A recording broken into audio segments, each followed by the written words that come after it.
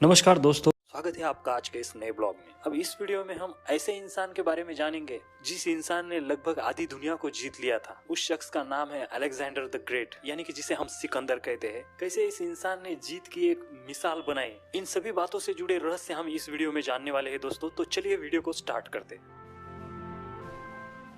Alexander the great ये एक यूनानी राजा था। अलेक्जेंडर का जन्म दोस्तों 21 जुलाई 356 ईसा पूर्व को हुआ और इनका मृत्यु 11 जून 323 ईसा पूर्व को हुआ। ये मकदूनिया मैसेडोनिया का ग्रीक प्रशासक था। गिनीज बुक में धानक नाम के जाति से ये संबंधित करता था। आज तक के सेनापतियों में दुनिया का सबसे कुशल सेनापति माना जाता है अलेक्जेंडर द ग्रेट को, क्योंकि इन्होंने लड़ाइयों की जीत की एक मिसाल बनाई थी पूरी दुनिया में।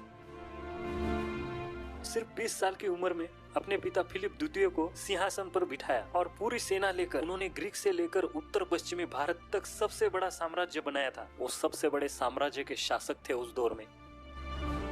दोस्तों, आप हैरान हो गए, इतने सारे युद्ध होने के बाद भी वो युद्ध में अपराजित थे। इतिहास के सबसे सफल सैन्य कमांडरों में से एक गिना जाता है।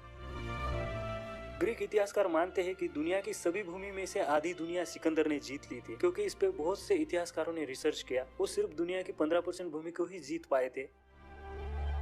जब वो भारत के नजदीक आया तब उसकी नजर भारत के पोरस राज्य पे थी, जिसे हम आज पाकिस्तान के नाम से जानते हैं। ये राज्य भारत का बहुत ही बड़ा राज्य था उस दौर में, और उसका राजा जो है उस दौर में पोरस था। पोरस एक बहुत ही शातिर राजा था। जब उसे पता चला कि अब युद्ध होने वाला है तो उसे पता था कि वो हार जाएगा, तब भी उसने हार नहीं मानी और सिकंदर के खिलाफ उसने युद्ध किया। और जब उनमें युद्ध हुआ दोस्तों, पोरस की बहुत ही विशाल हाथी सेना थी और ये युद्ध जो है काफी समय तक चला उस दौर में, और काफी समय बाद पोरस हार गया। बहुत ही बेहतरीन पराक्रम किया था पोरस राजा ने उस दौर में, और इस वजह से सिकंदर उस पर बहुत ही खुश हुआ। और ये राज्य जीतने के बाद भी सिकंदर ने उसका राज्य फिर से उसे सौंप दिया और वहां से वापस चला गया। और दोस्तों, अपने कार्यकाल में जो है सिकंदर ने ईरान, सीरिया, मिस्र, मेसोपोटामिया, फिनिशिया, जुदिया, गाजा, बैक्ट्रिया और भारत में पंजाब, जिसका राजा पुरु था यानी कि पोरस। पर उस समय ऐसा माना जाता है कि फारसी साम्राज्य सिकंदर के साम्राज्य से भी बहुत बड़ा था। उनकी पहली पत्नी का नाम रुखसाना बानो था, जो बेबीलोन यानी कि इराक की मुस्लिम राजकुमारी थी।